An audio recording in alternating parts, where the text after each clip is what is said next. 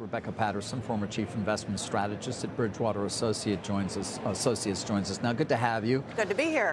Between oil companies in Venezuela, housing, defense, the government's obviously very much involved potentially in, let's call it, capitalism. I don't know. What's your overall thoughts here?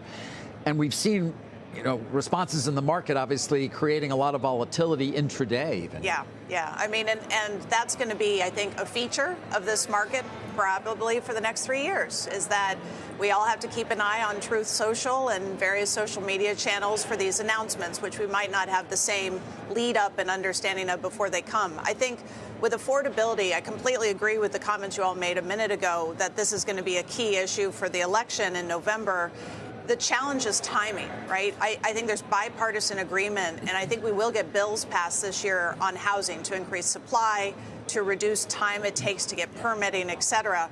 But for that to feed into a better housing market, a more affordable housing market, it takes years. We need more supply. We need lower mortgage rates. On Venezuela, one of the things that gets back to affordability, and I just want to connect these dots, another affordability challenge in the United States right now is power prices, electricity prices, which have been going up quite quickly. And the DOE, the Department of Energy's fact sheet that was released yesterday, says America is going to help rebuild the power grid in Venezuela. We need to rebuild it here, too. I mean, we do need to do it in Venezuela if we want to pump oil, but we need it here, too. And I think it's going to be an interesting navigation for the government if it's spending any kind of money in Venezuela and not doing the same or more. Yeah, it's not clear that we're going to spend the money in Venezuela as much as we're going to implore the big oil companies to potentially do it. To your point, though, it will be years, according to every expert we speak to. Yeah. Given the totality of the level of how bad the infrastructure is. Exactly. And I tried to lay this out in a New York Times op-ed Monday, that lower oil prices are great news for consumers. That absolutely helps with affordability because they have more money left over to spend on other stuff. But for producers, there's a sweet spot for oil prices.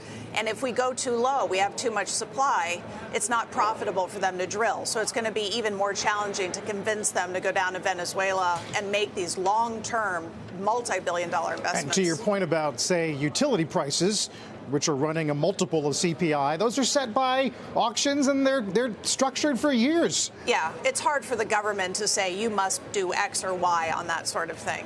Again, we need investments in the grid. We need investments in energy, every kind of energy, to help address that. And it's a timing mismatch. I think President Trump is smart to make this a narrative into the midterm, but the reality is that fixing affordability, quote unquote, is a multi-pronged policy and timing thing that is not going to be done by the midterm. Well, part of it is going to be what the job market looks like. Yes, 100%. And I was heartened today by a few of the data points. I don't know. I guess we'll see what the monthly report shows tomorrow. But if the worry coming out of last year is that things were getting worse, it looks like things have picked up again. Or at a minimum, they've stopped speeding up getting worse. Right. Second derivative.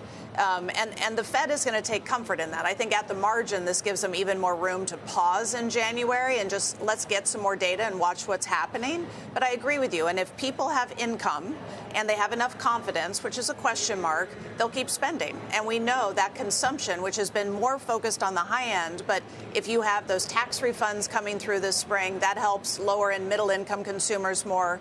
I think that's part of this bullish narrative that's the consensus view right now, that at least going into the early months of this year, we could have a little bit of a pickup in growth, both payback for the shutdown, but also tax refunds, Fed cuts feeding through, the job market not getting worse. So that would be good for earnings for consumer-related companies at the margin.